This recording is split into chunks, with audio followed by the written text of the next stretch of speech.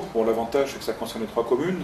On va avoir un petit peu maintenant, commune par commune, des projets principaux que vous avez portés au niveau de la Sinor et puis qui vont connaître leur aboutissement dans les années qui viennent. Sur Saint-Denis, le projet principal de Sinor, c'est quoi Alors, il y en a plusieurs, mais lequel Oui, il y en a 2. Il y a la Cité des Arts, et, qui est le centre intercommunal, culturel intercommunal. Et il y a l'Aquapark. Qui était dans le programme de Gilbert oui, un élément fort de son programme. Donc il y a la Cité des Arts et l'Aquapark. L'Aquapark qui était prévu par l'école victorienne, que vous avez déplacé, qui ne sera plus au même endroit. Qu'on a déplacé et dont on a revu la dimension. Oui. C'est plus le petit truc, le petit affaire à la place de la piscine, l'ancienne piscine du Barachois. Maintenant, c'est un grand projet à 21 millions d'euros avec les jeux d'eau, l'espace bien-être, du sauna, etc., les vagues, les contre-courants, les surfs, enfin tout ce que les jeunes aiment. Voilà. Un espace familial, donc c'est un vrai grand projet. Alors la Trinité, à quel endroit exactement? Après le Vélodrome. Là où aujourd'hui vous avez le tir à l'arc. Oui. Donc toute cette bande-là avec 500 places de parking, c'est un aquapark qui peut recevoir 1400 personnes en même temps. C'est énorme. C'est énorme. C'est un gros projet. Donc le petit projet là-bas, il n'a rien à voir. Et puis la deuxième chose, c'est que lorsqu'on est arrivé, le projet était bloqué en termes de procédure parce qu'ils avaient lancé 3 fois l'appel à projet sur le Barachois. Et 3 fois infructueux, parce qu'il y avait un problème technique, parce qu'on était sur la mer, et donc ça posait problème. Donc on ne pouvait pas continuer à se taper la tête contre le mur comme ça, on a arrêté. Et puis tout le monde sait, enfin tous les Dionysiens savent, la piscine du Barachois, elle est sur la pointe, elle est complètement vent est, et on va à la piscine 4 mois dans l'année, quand on n'est pas trop fridé. J'étais un nageur à l'époque, il va beaucoup fréquenter cette piscine, je confirme que... Voilà, et comme l'Aquapark, vous n'êtes pas dans l'eau, vous êtes souvent dans les jeux d'eau, donc vous êtes souvent à découvert. Ça de l'eau salée ou d'eau douce? L'eau douce. De l'eau douce, avec une protection... par rapport à l'Est, un peu du soleil aussi. Donc voilà, ça, la Cité des Arts, qui est un projet qui reprend Gemont et qui fait jusqu'à à peu près la DDE, là j'en un peu la DDE, l'équipement, avec tout un lieu de pratique artistique, de résidence d'artistes ouvert au public. C'est le lieu de pratique culturelle, c'est le lieu de la stimulation de la créativité. Voilà. Puisque nous, à l'inverse du Zénith, où en plus du problème économique du Zénith, de la rentabilité, il y avait aussi une vision de la culture. C'est-à-dire, on peut être dans la vision de la culture où vous êtes assis et vous subissez. Et là, vous subissez les grandes vedettes nationales et internationales. Qu'on a choisi pour vous. Que ça. Ou alors, vous vous dites la culture est un élément de construction individuelle et d'épanouissement individuel et donc collectif, et qu'on est là pour stimuler la créativité, mais aussi l'approche que l'on peut avoir de la culture, de son apport dans la constitution de sa personne, de son histoire, etc., etc.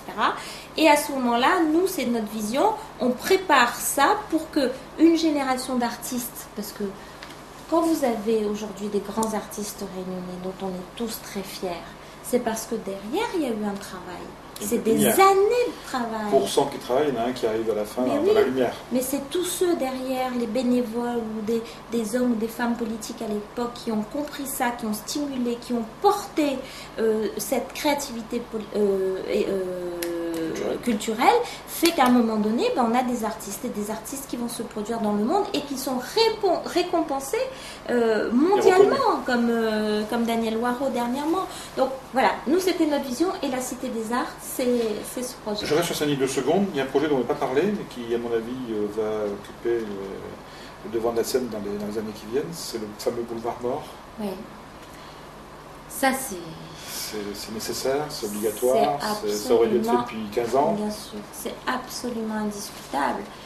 On rappelle que c'est le boulevard qui viendra dans le prolongement de la route du littoral d'un côté, et sortie de la vers zoo, au niveau d'espace océan. D'accord, ok.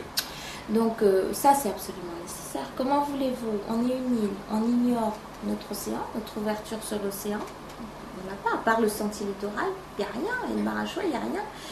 Aujourd'hui, lorsque les gens nous disent il faut aménager, et c'est vrai, tout ce front de mer qui est affreux. Encore une fois, sur la place du touriste qui arrive, quelle vision de Saint-Denis là? Affreux.